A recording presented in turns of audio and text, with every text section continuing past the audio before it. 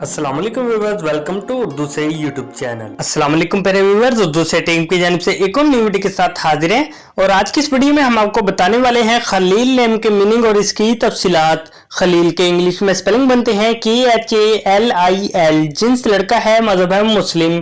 खलील के मायने हैं मावन, हमदर्द, दोस्त। खलील नाम का इस्तेमाल लड़कों के नामों में होता है।